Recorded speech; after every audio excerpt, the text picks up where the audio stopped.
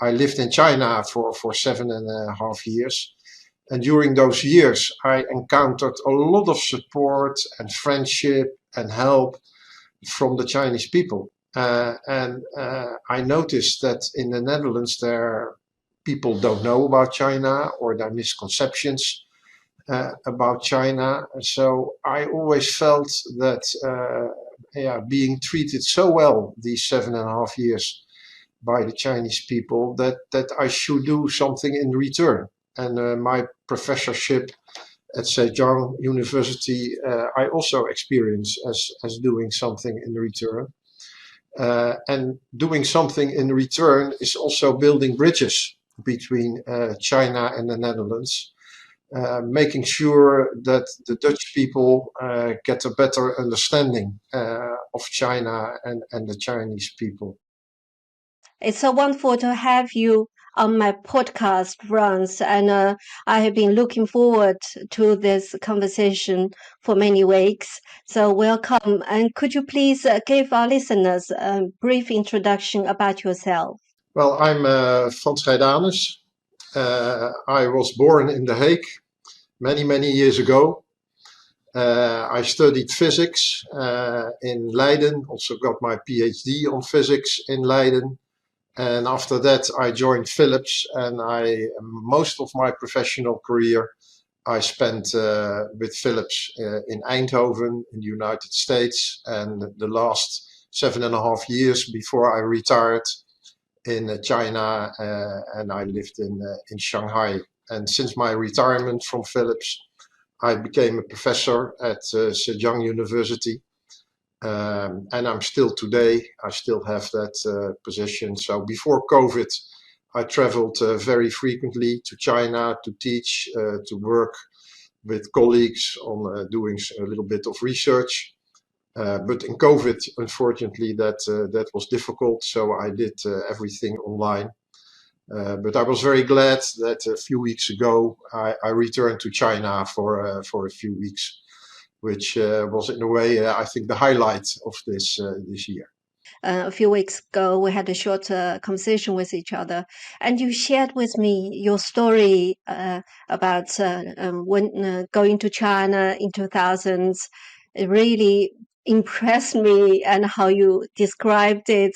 And could it be possible for you to share that story with our audience, and to tell us why you went to China at that time and how it all started? Yeah, that was in 2000. At that time, I worked for Philips, and I had the responsibility for the research on optical storage. Optical storage is then you're talking about CD, DVD, and later Blu-ray. And we had the plan in Philips to start some activities in that domain in China. Philips had a laboratory in Taiwan already for a number of years. And it was decided to also start a laboratory, in fact, 2 laboratories in China, in Shanghai and in Xi'an. So my responsibility was to help starting up the laboratory in Shanghai, and also start some research on optical storage. So I flew to Shanghai. I think that was still KLM-8, already KLM-895, like it still is today. But Pudong Airport wasn't there yet, or was there, but was not in use yet. So I landed on Hangzhou Airport at that time. So that was in 2000. That was my first. The first time I came to China, and then I drove from the airport, or somebody drove me, I should say, from the airport into the city, and I really was impressed by the magnitude of everything, so big and so large. And at the same time, I still saw some pictures, you could say, of the China of the past. People cycling on the highway with a lot of packages on their bicycle. You could still see that in those days. I think later this was forbidden, but you could also already see the contrast between the modern Shanghai and how Shanghai used to be, China used to be a little bit in the past. So I was very much impressed by the environment, but also I encountered already what continued to be every time I went to China, very friendly people and people who were excellent hosts and took so well care of me. That combination of the impressive city and the high rises and the friendly people, that combination, and also the Eastern, what I saw as an Eastern Asian atmosphere, all these things together made a huge impression on me, I remember. Yes. How did you navigate the cultural differences in the first few years when you were in China? Yeah, the first time I came there in helping to set up a laboratory, which I also considered as a big honor that I was chosen to do that, because it was already clear that China was already important for Philips, but would only become more and more important over time. Well, the first time I went there, I think I didn't really know a lot about cultural differences. Of course, I lived in the States before, so I knew that countries are different and have different cultures. But I didn't really study the Chinese culture or paid a lot of attention to it. I just experienced it when the first time I went to China. But I came the years thereafter. I came more and more. I visited China more and more, and in 2005, I really moved with my wife to China. So I became more and more, knowledgeable, you could say. I saw more of the Chinese culture, both in daily life, but also in doing business. But when I moved there in 2005, of course, things became different, because then I had the responsibility for the laboratory in Shanghai, and also a dotted line responsibility for the development departments of the Philips business sectors. So then I really had to better understand the Chinese culture. So what I always did from the very start, already in 2000, apart from reading about it, and if I remember correctly, I also had a course about it in the Netherlands. But what I always did is talk to people and ask them how things were working, how things were different. And what I also always did is, if I had later more and more business interactions, I always took a colleague with me and asked me to help understanding the situation and making sure that I acted in a proper way. Yeah, and then when I moved to China in 2005, things became more serious, because then I was confronted with the Chinese culture, as I said, both in personal life and in my work every day. So then, and I had a responsibility managing a laboratory. So then it was essential that I acted in a proper way. Now, I don't think as a foreigner you should try to act like a Chinese leader or manager. That if you didn't grow up in China from when you were a baby and so on, you can never act and really understand like a Chinese person. So my approach has always been that I try to understand, and by reading, by asking, by interacting with people, the Chinese culture. But I was always aware of the fact that I didn't grow up, as I said, in that culture. So it's always an understanding in a way from a distance. What I try to do in my behavior is trying to stay authentical, because I'm Dutch. I grew up in Holland. My background is the Dutch culture, and I tried to act from a Dutch perspective in a way, at the same time understanding the Chinese culture, both business and personal. And sometimes I adjust it a little bit if I could. And sometimes I shared with my people, we do this different in Holland, and this is the way we do it. And I hope you understand. So I always try to, function optimally in a different environment, but at the same time stay authentical.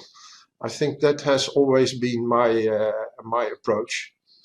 And I had the impression that it worked, and also people appreciated it. Yeah, I can imagine to be authentic is so important because for you, you also need to bridge the operation in the Netherlands with China. How did you manage to educate colleagues in the Netherlands about your operation in China and to share with them about the Chinese culture, how to work with Chinese people? I think that's also very important because the Dutch operation need to understand how the Chinese operations work, and you need to bridge that as well. There, of course, I had an advantage compared to, let's say, Chinese managers who had to interact with headquarters in the Netherlands, because I came from the Netherlands. I knew the Dutch culture, and I knew many of the people I was working with personally. So that's in the Netherlands. So that made a difference. But there, and this I think is well known, there is always a tension between headquarters kind of saying how things should be done, in my case in China, and being on the ground in China and knowing how things work. This remains always, there remains always some tension between these two views, and you have to navigate in between. I can tell you a little story which often happened, that at that time Philips had his offices and his headquarters in the center, but in a populated area of Shanghai. And my office, I forgot, but it was at the 36th or the 38th floor. So from the window of my office, you could really look over the total city. And then colleagues from Holland came over, and we had meetings or discussions in my office. And like the Dutch, the Dutch, I think they like to tell you how things should be done. So they often told me, you should do like this, you should do like that, you should do like this. And then I always said, now look outside. And then they looked outside. I said, here you see Shanghai. This is a city built by the Chinese people in like it is today, in 30, 35 years. What do you think? Do you think they don't know how to do things themselves? Don't you think the Chinese people have a good view on how things should be done here, and how they should do? So then they often were surprised, because they didn't realize that was kind of aha-erlebnis. They didn't realize that the Chinese people and the Philips employees know very well how to act in a Chinese environment, and they don't need people from the Netherlands to tell them what to do. At the same time, you of course part of a big company with certain processes and procedures, so you have also to align and to adjust to that. So it was always navigating between these two, but I always try to shift the balance more to China, so to speak. You worked more than 7 years in China. And you also lead a lot of Philips operations in America, and also worked a long time in the Netherlands. And you must see our strengths, and the strengths of Chinese people, the strengths of Dutch people. In your opinion, what are the most important strengths of the Chinese people, and the Dutch people? Let me start with China. I think the strength of the Chinese people, at least the people or the organization I worked with, but it's broader, in a way is flexibility, entrepreneurial approach, and persistence, I would say. So Chinese, in the Chinese operation, and that's also how Chinese companies operate, they're extremely persistent in getting things done. They will not easily give up, I think. That's what I experienced. And also, they can live with a certain amount of uncertainty. So what Chinese companies in general do is that they, if they develop a new product, they wouldn't develop until it's 100% perfect, until they completely understand what the market possibilities are. They would try, and they develop a product, maybe not perfect. They bring it to market. They get customer feedback. They change.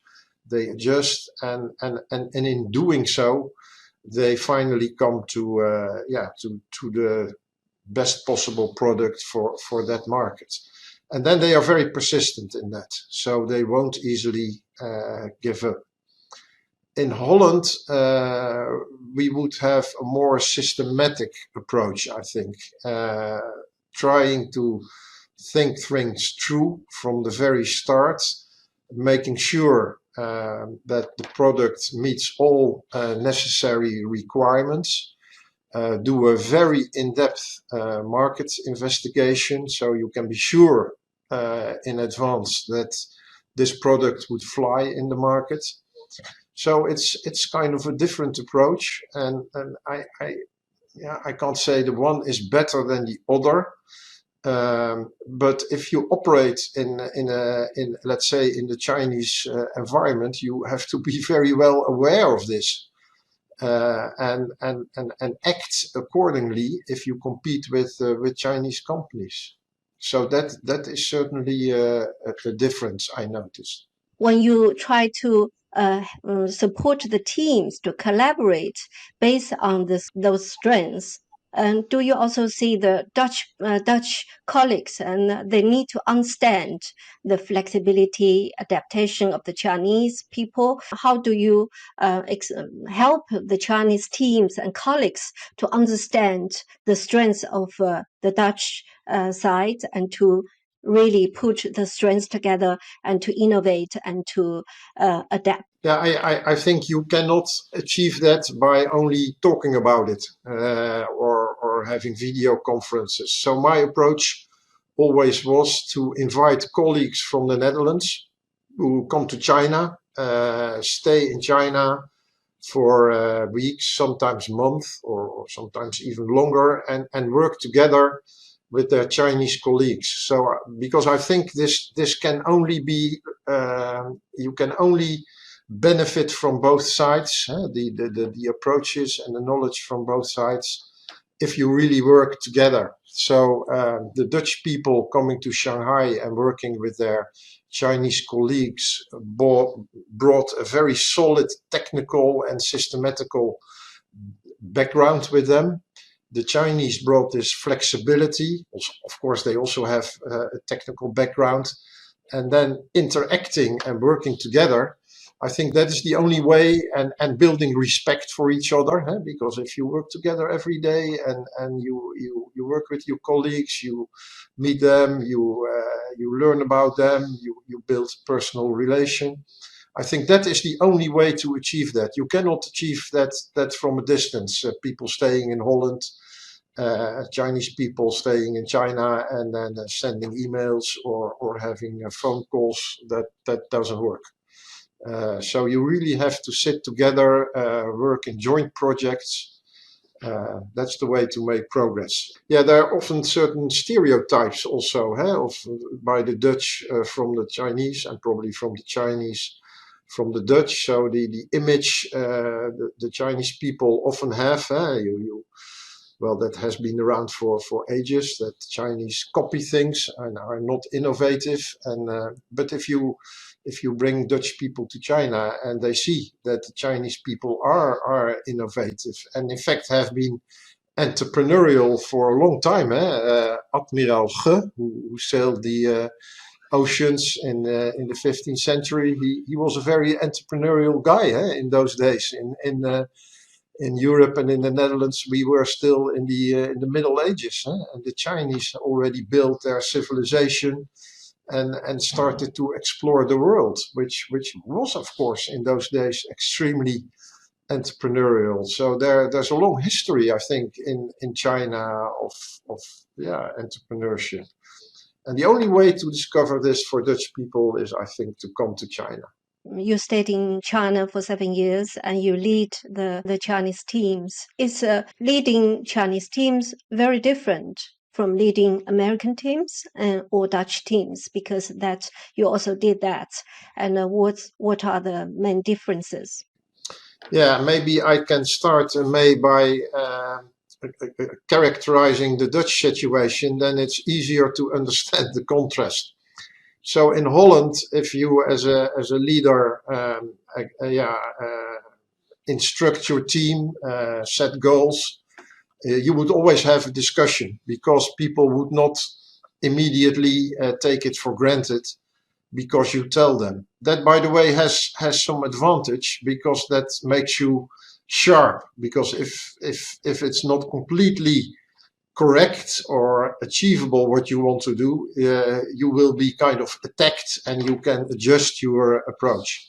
In China, people would not so easily argue with you. So if I would instruct my team, set goals, people would probably not and just go away. And then they may think, well, this was not such a good idea, or this may not work, but they probably will not tell me. So in the beginning, I didn't always realize that, but later I started to realize. And then after having a more general discussion, I would always talk to individual one or more team members and ask them what their view was, because one-to-one, they would be more open to me than they would be in a big group. And then I could still find out the views of the members of the team and if necessary, adjust. And so that was always my approach, talk to the larger group, but also talk to individual people. And over time, I found out and I learned who were the best people to talk to. So I knew which one to pick, so to speak, and have a more individual discussion. Related to that is also that if a project was running and it would not go very smoothly, people would not easily tell me in general, because they would feel that I would lose face by that. So over time, I also learned not to sit back and relax and assume everything was running well, but be more hands-on, look into what was happening, ask critical questions to make sure that I really understood the situation. Now, let's also make a little bit, I don't know the English word for that, but kanttekening.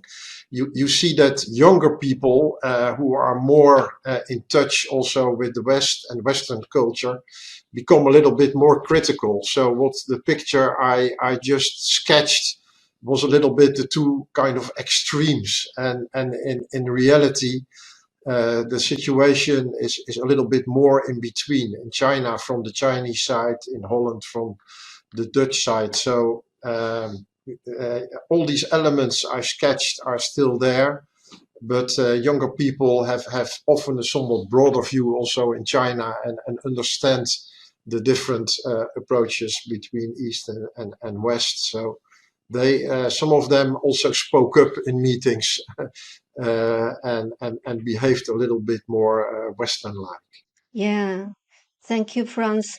And before we start our recording, we chit-chat a little bit, and you told me you are writing the Christmas cards and to friends in China, and so the network is getting bigger and bigger, so you need to write more and more Christmas cards. So I'm just wondering, Frans, and building relationships in China is very important part for many people. If you want to do business in China, and building a relationship is extremely important. And for our listeners who are listening to our podcast, what kind of advices you can give them to build great relationships in China, so that they can just feel like a fish in the water? Maybe before I answer that, I do a little step back, and at least that's the way I experienced it. In Holland, if you do business with a company. Of course, you act with people, but your counterpart is the company. In China, of course, the counterpart is the company, but the people you interact with is more important. So if you make it a little bit extreme, you can say in China you act, you do business with the people in the company. In the Netherlands, you do business with the company. If people change in the company, you do business with different people. In China, the people you interact with are key. So you have to build up relations with people. And that takes time. If I interact with people, I try to learn to know them a little bit better, try to understand what is important to them, try to often also understand the environment they operate in. If you learn to know them better, maybe even learn more about their family, their friends, things they like. So I always try to have a genuine interest in people themselves. Now, of course, you cannot build up relations with everybody you meet. Then you would have hundreds and maybe even thousands of relations. But over time, you meet people you have some chemistry with, where you feel that you both have the same interest, that you have a mutual understanding of what you find important and interesting. So during the years I lived in China, I learned to know several people in Philips, but also outside Philips, and also since 2013, when I retired and I started my position at the university, I learned to know people. And over all these years, there are some people where I stayed in touch with, and who I like to meet when I'm in China, and they like to meet me when they are in the Netherlands. And we continue to build relations, and some became very good friends over time. And as I continue to interact with China and go to China, the number of people like this keeps slowly expanding. I have a strong feeling that these, of course, relations are important everywhere, but that in China these relations are even more important. I noticed that with my Chinese friends, they all have still relations and contacts with their schoolmates, their university mates, and that is very important. Of course, I also have friends from when I studied at university and at high school, but let's say those are not my friends of today. Not that they are my enemies, but I don't see them very often. The friendship is a little bit from a distance because of the time that passed. But I noticed that in China, many of my friends, their schoolmates, their classmates, very important still, and they keep connections with them.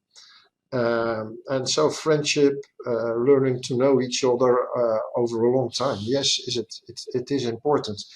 And still, some of my people who reported to me when I was in Philips, they still contact me once in a while, asking for my advice, sharing their career, asking what my view is, what their next steps could be. So yeah, there's a difference in Holland when you retire. That's it. Huh? They consider you old and not so interesting. But when you retire in Philips, you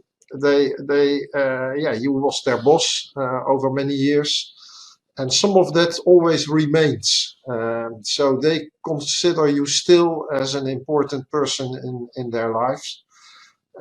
And they, not all of them do, but many of them still stay in touch, and that's considered important. When I was now in China, my last trip for 2 weeks, one of my colleagues in Philips organized a dinner with people who joined Philips research from the very start, or just a few years after the start. So from the beginning of 2000. So there were, I don't remember exactly, maybe 14 people or 15 people at the dinner. Was a big table. And what happened is that everybody, so we went around the table, which took more or less the whole dinner. Everybody valued that they could share their career with me. What happened afterwards? Some of them were still with Philips, but most of them left Philips, joined other companies, started their own company, and they valued, I think, very much to share that with me. And they also told me that those years that they worked with Philips were important to them, and played an important role in their professional career. It sounds so wonderful, friends. I think you are not just a leader for them, and also you are kind of mentor for them during the years when they were working for you. In our last conversation, you also shared with me about your professorship at the School of Management from Zhejiang University, because for almost 10 years, you are professor at the School of Management of Zhejiang University. And you expressed how rewarding you found mentoring young students, and especially those Chinese students. Could you please share with us what you have noticed of the qualities of the Chinese students, how they learn, and what are maybe the differences? Of course, there are similarities between students everywhere, huh? But I would say that Chinese students, at least the ones I met or which followed my courses, they are extremely interested and willing to learn. During the course, they always a little bit silent. They don't like so much to speak up, but separately later or after the course, they tend to come to me or send me a mail and really ask how things are doing, to better understand things. And they usually are very much interested in, of course, what you are teaching, but they also very much interested, or at least several of them, in my career, how I made my career, how things happened in my career, and what advices I can give them for their own career. So what always strikes me in China, that the students are very eager to learn what you're teaching, as I said, but also like to learn from what you did, or in my case, I did in my life, and how I built my career, and what advices I have for them. And what also happened is that when I started in Zhejiang University, it was in 2014, I think, there's still students, a few from the first few years, who still contact me and ask me about, give advice, and some have their own company by now and like to share how their company is doing, and what I think of certain approaches, and so on. So there you see that same phenomenon as I explained before about building friendships in China. Yeah, some students, yeah, I wouldn't say it's a friendship, but still value the interaction and keep a certain relation with you over time. Yeah, and the Zhejiang, of course, is one of the top universities in China. So the Chinese students which come to Zhejiang are extremely good. That is also a thing I noticed. They really outstanding. That is yeah. There are 1.4 billion people in China, and to get into Zhejiang University is not easy. So if you succeed in doing that, you're really, in terms of intellectual capabilities, you belong to the top of the top, I think, in China. So it's also very nice and rewarding to work with these excellent students. Yeah, I can imagine, Frans. And you are bridging China and Netherlands and bringing knowledge and a lot of experience to the students and in China. But at the same time, you are also very active with VNC, the Association Netherlands China. And could you please share with us what you do at VNC and why you decided to get involved with this organization? It happened a little bit by accident. Well, I knew of the VNC, but I live in Brabant, and the VNC is mostly located in the West. So I knew of its existence, but I was not a member, and also not very active until I at a I think it was at a seminar or some event that I met people from the VNC, also the current chairperson, Monique, and then our interaction started. Now, as we discussed earlier in this interview, I lived in China for 7.5 years. And during those years, I encountered a lot of support and friendship and help from the Chinese people. And I noticed that in the Netherlands, people don't know about China, or there are misconceptions about China. So I always felt that being treated so well these 7.5 years by the Chinese people, that I should do something in return. And my professorship at Zhejiang University, I also experienced as doing something in return. And doing something in return is also building bridges between China and the Netherlands, making sure that the Dutch people get a better understanding of China and the Chinese people. Of course, that also holds the other way around. So I feel that I can. Of course, it's a very small and minor contribution if you look to the total, but that I can maybe help a little bit to build a better understanding of China in the Netherlands and build bridges. So when Monique Knapen asked me to become a member of the VNC, I didn't have to think very long. I think that is a good way of building better understanding of China and Chinese people, and build bridges. And at the same time, I know Monique asked some other people, which I happen to know, and and I go along very well with them. So it's also a very good team, the board of the VNC. So these two things come together. A great team to work with, and doing something which I think is important because of all the geopolitical tensions. I think it's important to build mutual understanding, to stay in touch, because we can only build a better world by working together and not by fighting each other. And that starts with better understanding and building mutual trust.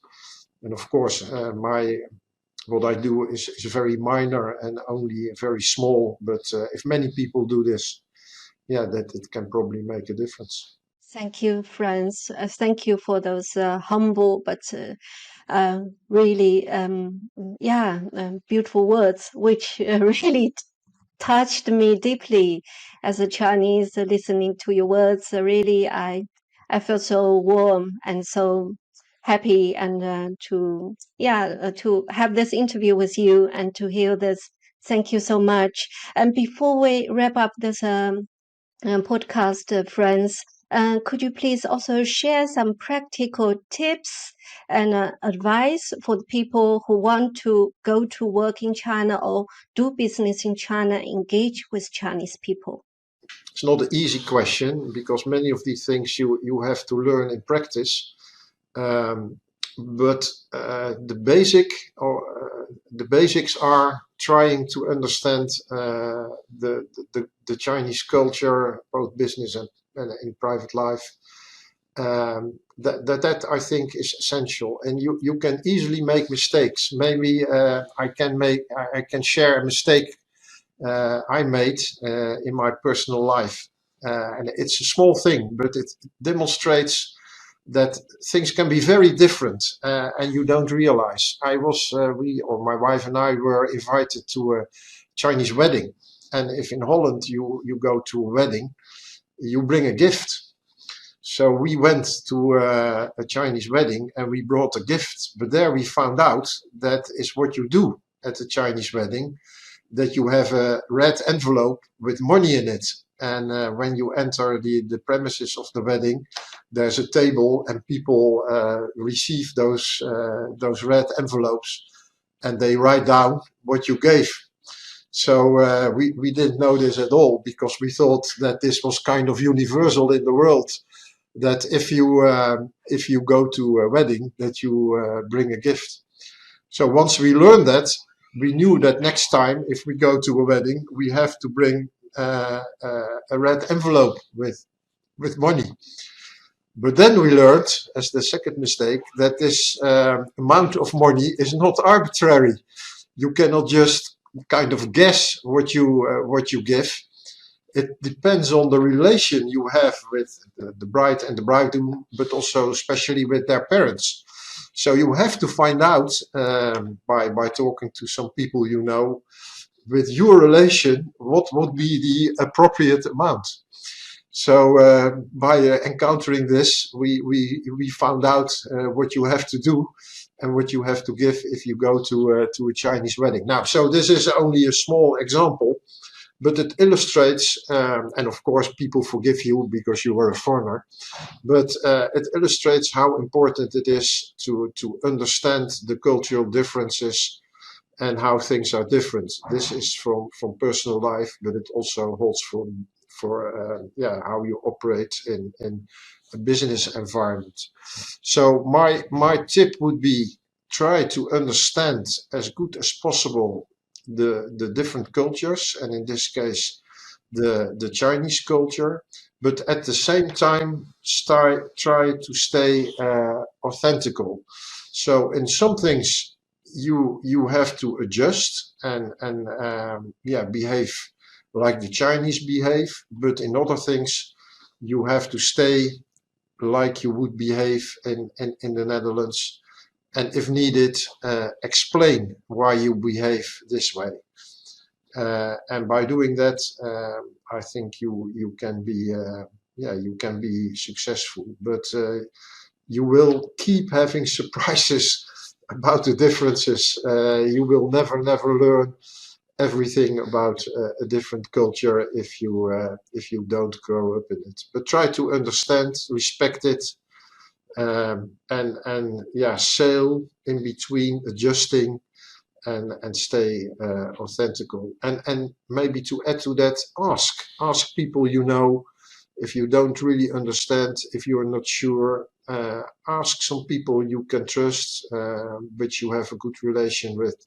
What is best to do in a certain situation? Don't behave like the Dutch, that you always think you know better, but behave in such a way that you realize that you operate in a different and live in a different environment. Be a little bit humble, and if needed, ask people you trust what is best to do. I think that would be my tip and advice. Yeah, thank you so much, Frans, for the great tips and advice. And really, thank you so much for taking the time to talk to me today. And how can people find you and connect with you online? Well, I can be found at LinkedIn, so that is always a good possibility to find me. I'm also on the WeChat. Yeah, and I'm a board member of the VNC. So if you go to the VNC website, you can also find a way to connect to me. And people are always welcome if they want to know more about China, if I know the answer or if I can help to connect. People should feel free to contact me. Yes. I will put your LinkedIn link in the podcast show notes and also on the website of VNC in the podcast show notes, because this is a part of the series of VNC members. And I'm going to interview 5 people in the coming months. You are the second one now. And for the VNC, Vereniging Nederland China series. So yeah, for the people who are interested in VNC, in the great activities and VNC organizers, please go to visit their website. I will put everything in the show notes. Thank you so much, Frans, for sharing your stories, your experiences, rich experiences.